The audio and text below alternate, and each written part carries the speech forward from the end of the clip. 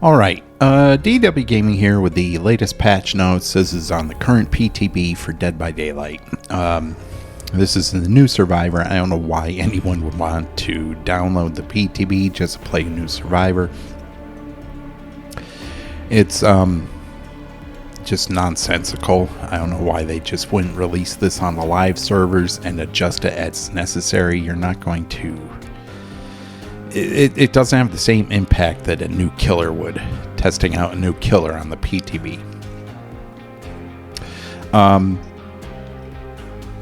Also, I thought these developers were going to at least try to slow down the new content releases, because they said they were doing a health update for the game, and it just seems to me that they are deceptive once again. They've already released a new killer, now a new survivor's coming out, and of course I think in August is the FNAF chapter, which is just shouldn't even be in the game. It's going to bring a tidal wave of children into this game now. It's just really just ridiculous how they're just keep pushing out all this new content when the game itself is in such a bad state with all the bugs, and they want to get it in a better state for the new FNAF chapter, but I don't see that happening if they're going to be constantly pushing out new content. They really need to get their acts together over there. I mean, just do a straight year. It needs to be a year of health fixes. There's so many things wrong with the game that they could devote an entire year to that, just not have any new content release. I mean, you want your game to look good for all the new players that the FNAF is going to bring. But anyway, let's go through this. So this is the new Survivor. Don't care at all. Who cares? Do no harm. New perks. When you heal another survivor, for each hook state they have, heal 50. I don't know why they still have perk tiers. Just get rid of perk tiers. There's no reason for this. They eat up blood points, and they make the blood webs obnoxious to deal with. Just get rid of them. They're an outdated mechanic. When you heal another survivor, for each hook state they have, heal 50% faster and gain 3% progress for succeeding great skill checks. So now we're buffing healing again? Gee, it's almost as if those nerfs to healing didn't really matter. Yeah. Duty of care. When you take a protection hit while healthy, all other survivors within 16 meters gain 25% haste for 6 seconds. Take a protection. Okay. This is a buff to Swift. Solo queue survivors will not use this. When you're in a solo queue playing a survivor, and you see one of your teammates get injured, the first thing you say to yourself is, well, I'm glad it's not me. You're not going to go out of your way to try to find that survivor and block the killer from hitting them. That doesn't happen in solo queue. But Swift, they do it all the time. So this is a buff to Swift. Swift does not need any more buffs. Swift is the most broken part of the game. And now they're buffing Swift even more. I don't know what the mindset is here with these developers, where they look at the most broken part of the game and they say, well, we need to buff it even more. Like, why? This does nothing for the person taking the protection hit. But the person who is injured and getting chased, yeah, 25% haste for 6 seconds, it's huge. Swifts are going to abuse this perk like crazy. I wouldn't be surprised if every one of them, every survivor in the Swift runs this perk. this is horrible. This is a terribly designed perk. Rapid response. When you do a fast locker exit, you suffer from the exhausted status effect for 30 seconds. When you gain exhausted, you see the killer's aura for 2 seconds. Okay, exhausted. So when it says when you gain exhausted, I'm assuming it means when you gain exhausted from any exhaustion perk, you'll be able to see the killer's aura. So now, more wall hacks. I mean, the scene partner perk wasn't enough, apparently.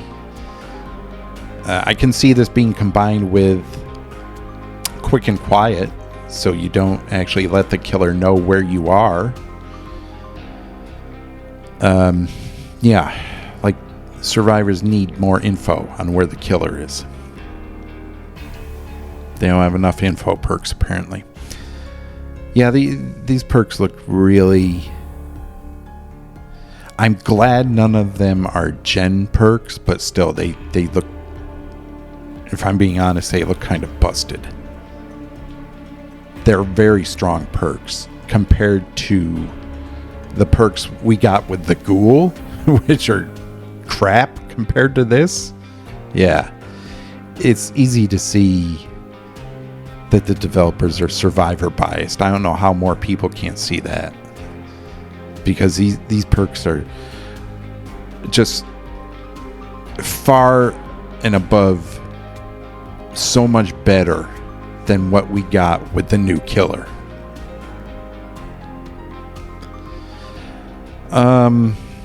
Then they made some killer adjustments. The doctor added a cooldown to interrupting Unhooks with shock therapy repeatedly, so he can't... One of his strongest things they took away from him. The doctor, who's not even that great of a killer anyway, they nerfed. Can't possibly have it to where, you know, he can prevent survivors from unhooking other survivors. That's just too strong. That's like one of his strongest abilities. Yeah, I see nothing in here. I mean, this would only be useful during endgame, where the anti-camp meter has been disabled and you're trying to secure at least one kill at endgame, and you can prevent the other survivors from unhooking. The problem is there's nothing to offset this nerf. What I would have done is, yeah, you can go with this nerf, but then remove the base endurance effect at endgame. Make it so that when all the generators are completed, the base endurance effect is removed. That way, survivors just can't unhook their teammates in front of your face and get a free escape. That's what I would have done. I don't know why endurance at base is still a thing in endgame. It shouldn't be. If you hook a survivor near an exit gate, and it's hard not to, then they basically get a free escape when they're unhooked because of that stupid base endurance. It should not be activated at endgame. But no, the devs just don't think that far ahead, apparently. They just nerf. Houndmaster, decrease the dog's vault speed during chase command to 0.65 seconds was 0.45 seconds. Why? Was this a problem? I don't know. I haven't played enough of that killer. I'm not a real big fan of that killer. I think she's very weak. Doubled the blood point rewards of all her deviousness scoring events. Whatever. The Oni removed the turn rate limit during the open phase of Demon Strike. Okay. Whatever. Perks. Survivor perks. Boon Dark Theory. Increase the haste effect to 3% was 2%. So now, if they put Dark Theory on the map, basically all the survivors within that area of effect will have Made for This. Which, I thought the whole point of nerfing Made for This was to prevent the increased haste, because it it was greatly hurting the lower tier killers who have no chase ability. But now it's like, well, they nerf one thing and then replace it with another. They don't just straight nerf on Survivor. They actually compensate survivors in some way.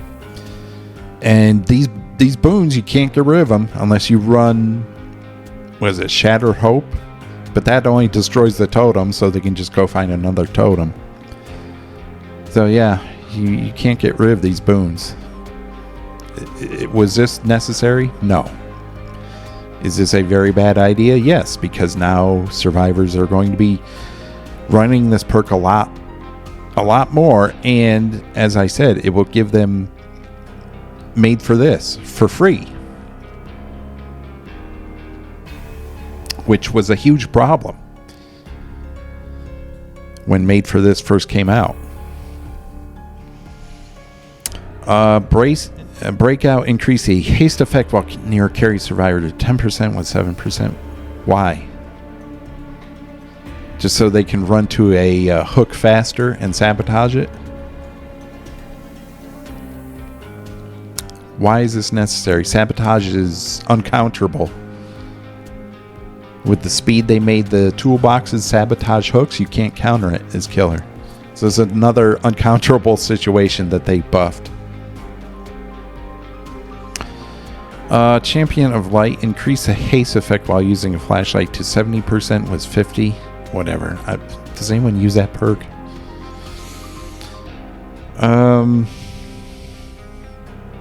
No One Left Behind now increases the haste effect for unhooked survivors by 10% instead of applying a separate haste effect. I assume that's because they're removing the stacking haste effects. So whatever. Furtive Chase increased haste effect after hooking the obsession to 10% was 5. So, okay, Furtive Chase is crap. It's a trash perk. Now they think, oh, we'll increase the haste effect by an extra 5%. That'll get people to run it. No, it still sucks because it only takes effect when you hook the obsession, number one. Number two, the time limit on it is a very small window, so it helps you get away from the hook faster. I mean, it doesn't, other than that, it doesn't do much. So, yeah, this is a meaningless change. Pentimento, we knew they were going to nerf this. They made a big deal about it in the last notes. So while totems rekindle, survivors heal and repair 15% slower, plus 5% for each additional rekindled totem. So they halved the effect. It used to be 30% on the first totem for repairing. All anyone would use it for was the slow repairs, which is good. I mean, repairs need to take longer. But now you can't get that same effect unless you... Let's see, 1, 2, 3. Unless you rekindle 3 other totems. So a total of 4 totems need to be rekindled in order for you to get the 30% slower effect. Which, honestly, that's not going to happen. They get cleansed way too quickly. It's just...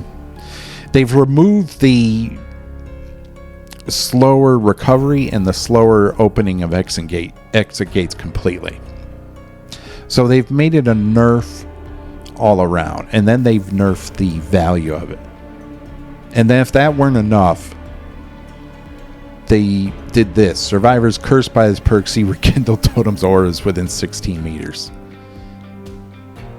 Because we have to give survivors everything they need in order to counteract this, which wasn't even that strong. I played, and I can upload this to my channel, I played against bots where I ran a complete slowdown build. I gave all the bots no mither. Then I ran Thanatophobia. I ran Pentimento. I ran Plaything, and I ran Dying Light. Now, what they don't tell you about Pentimento is in the beginning of the match is completely useless. It only works if a survivor cleanses a totem. So right off the bat, it's a useless perk. Now, if you run Plaything, there's more of a chance of a survivor cleansing a totem, which is nice. But you have to hook a survivor first. So, as I said, it's completely useless in the beginning of the match. But then, I would get matches, and the bots, ironically, are better at doing their objectives than real players are. So I would get matches against the bots where I got a good number of hooks for Dying Light. I had at least one Pentimento up. And I had all 4 survivors injured for Thana to take effect at full strength. And even then, after all that slowdown, after all the penalty to gen repair speed, they were still able to finish all 5 gens before I could kill any of them. For the most part. Some matches were different, but it's like for the most part.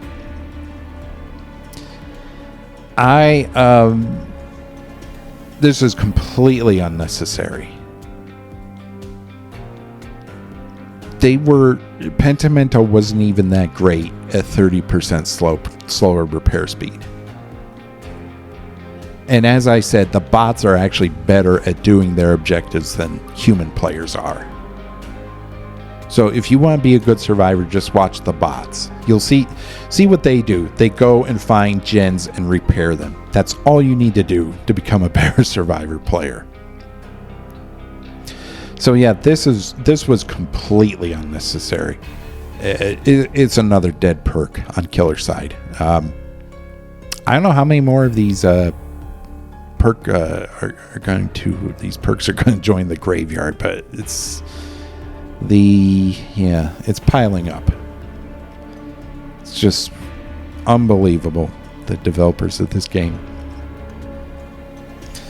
Gee, what's the power roll? I don't know. Let's nerf another killer perk. Speaking of nerfing killers, the ghoul gets nerfed in this PTB.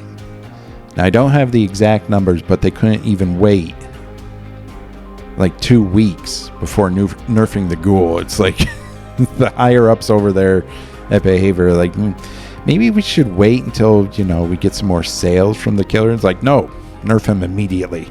Too many people are complaining about him. It's ridiculous. It really is. Unbound, increase the haste effect after vaulting a window to 10% was 5, whatever. Unbound is trash. You have to injure a survivor before it takes effect, and then you can vault a window and gain 10% haste after you vault a window. It's still crap. No one uses that perk. But yeah, this is how deceitful the developers are in this game. They didn't put any of the ghoul nerfs here. None. They didn't tell you anything about the ghoul nerfs. And here we go. Alright, we have a survivor player commenting on this post. Rapid response kind of sucks. No, it doesn't. You see the killer's aura for doing nothing. You fast lock or exit, and you get to see where the killer is. Why would you say that sucks? But this is a mindset of these of the babies in this community. It's really sad. They're so spoiled.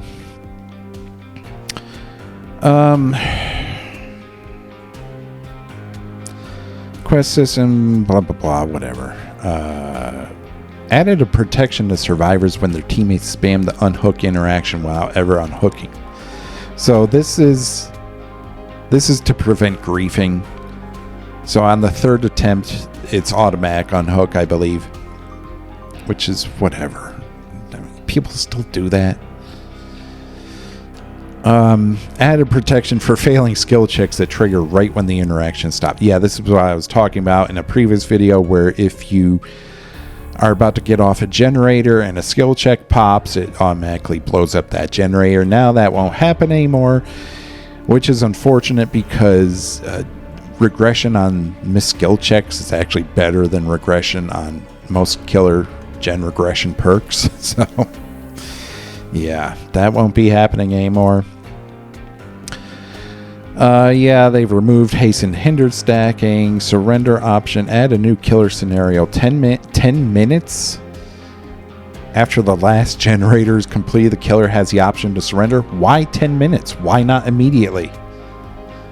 As soon as all survivors are on the ground, they can surrender immediately. Why is the killer forced to wait 10 minutes after the last gen is done? That makes no sense. Just have it.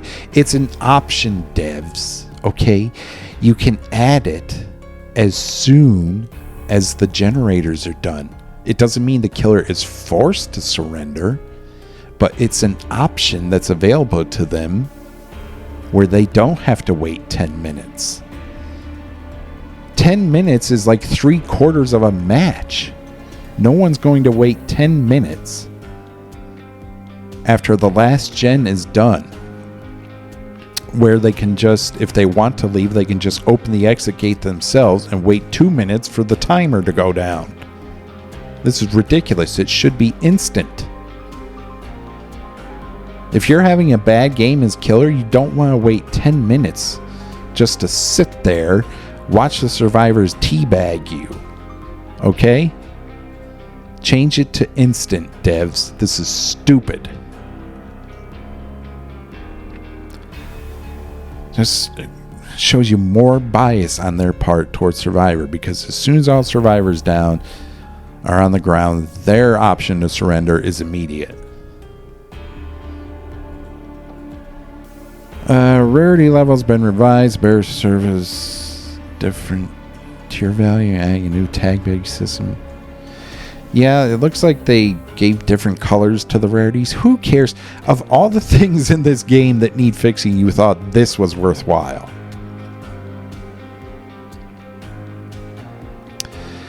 Bot improvements. Okay, survivor bots are no longer trigger happy with their flashlights. Yeah, they would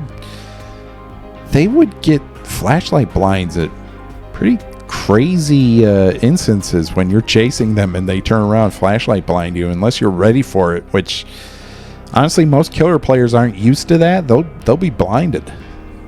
It was really kind of crazy.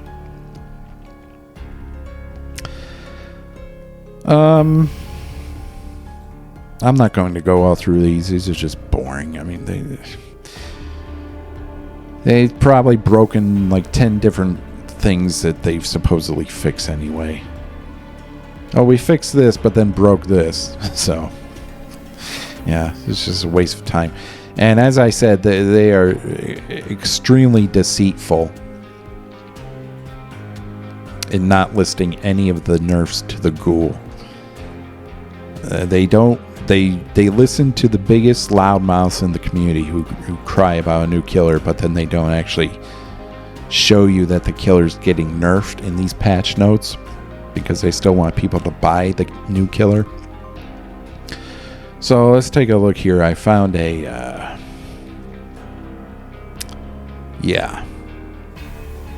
I found this on Reddit. So enrage duration reduced to 40 seconds was 45. Enrage mode perfect grav extension reduced to 10 seconds was 15. Nerfed auto aim. We'll have to see how that is. Tentacle maximum range reduced to 14 meters was 16. Breaking a pallet removes a token. Why would breaking a pallet remove a token? Just anytime? Or is this enraged only? I don't know of any other killer who, after breaking a pallet, can't use their power for like 5 seconds or something like that, whatever the cooldown is. I mean, that's stupid. No other killer has a nerf like that to their power. So that is really bad. They've also nerfed some of the add-ons, because of course. So Yamori's Mask, which is an add-on I use because it gives me information and synergizes very well with Dead Man's Switch. They nerfed it. Upon hooking a survivor while in rage mode, all survivors further than 40 meters scream and reveal their location for 3 seconds. It used to be all survivors anywhere. So it's basically now got like the range requirement of barbecue and chili, which is stupid. It'll still be usable with Dead Man's Switch, I believe. So it's not that bad, but still it's bad.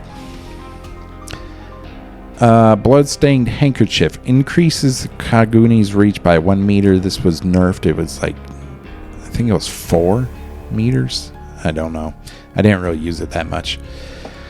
Fresh Coffee. This was a brown add-on. They made it a purple, which is a nerf in and of itself. But now increases Kaguni leap speed by 14%. I believe that's unchanged. So they just made this a very rare, which is a nerf. And then Hanami's Umbrella increases the amount of time added to the enrage countdown for each perfectly timed grab attack by 10 seconds. I'm not sure what the original value was. But yeah, these are all nerfs. So yeah, the Crybabies won yet again. The killer wasn't even released like 3 weeks ago. It's like already. It's the same thing that happened with Alien. Same thing that happened with Dracula. It's a reliable pattern, honestly, from these developers. And it's very disappointing because I don't know. When I play Marvel Rivals, one of the most busted heroes in the game is Spider-Man right now, and he actually does need some nerfs, but it seems to me, because everyone's calling for Spider-Man nerfs, it seems to me they don't actually immediately consider the outcry of the community. They actually weigh things in a thoughtful manner before they engage in nerfs, which is what you need to do. You can't listen to all the crybabies in the community. It's just not. It's not how you balance a game. Because these are people who will never get better at a video game. They will refuse to adapt. I guarantee the Ghoul will not be as... He's not even impressive now, but he will definitely not be as oppressive as he is when he first released, because people actually adapt instead of cry on the forums.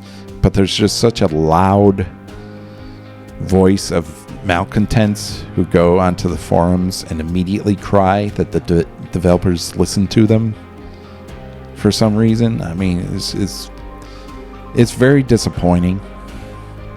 So, and this is a paid for killer. You have to use money to buy this killer. You can't use shards. This is a licensed killer. So we'll see what happens. That's it for this update.